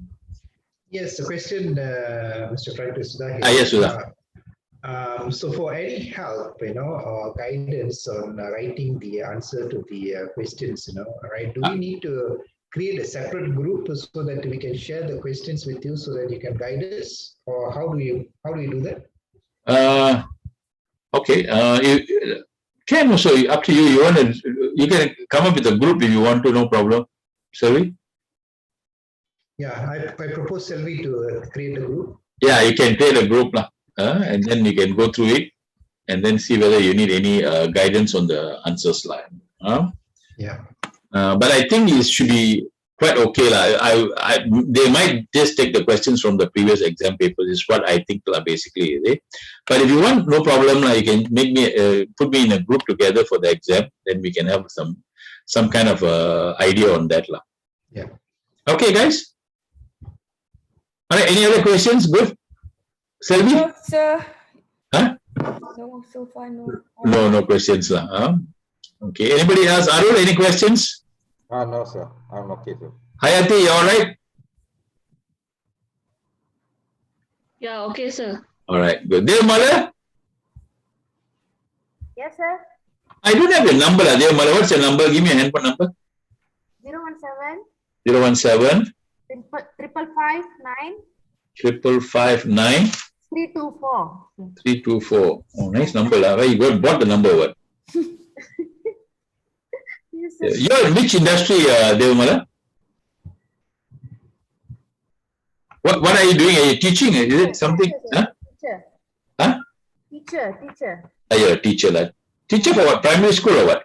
Primary school, sir. So now you're teaching from home lah. Yes. Okay, all right. It's a challenge lah. My wife also teaching from home. It's a bit of a challenge for all teachers now, right? Especially, adult teaching is different, like you all are more comfortable teaching at home, is it? I mean, you all are more comfortable, but students cannot sit down, In fact, now because of the pandemic is so long, they cannot control them, is it? Halfway they're playing game, They're playing game. The students they're playing games inside there, They're listening to teacher, but they aren't playing game, It's challenging. Okay, good. All right. Okay, guys, then I see you again. Anything you just, Noni, how are you? Okay? Noni? Okay, sir. My daughter demam. Oh, yes, sir. You take care of her. Now you got to be very careful of all Yeah. all kind of this thing now, You really have to be very careful. Okay, guys, all stay safe. I'll see you all again maybe in the next class. All right? Do well in the exams. All the best. Thank you, Sir, stay Okay. safe Thank too. you. All right. Bye. Bye. I'll put this up in the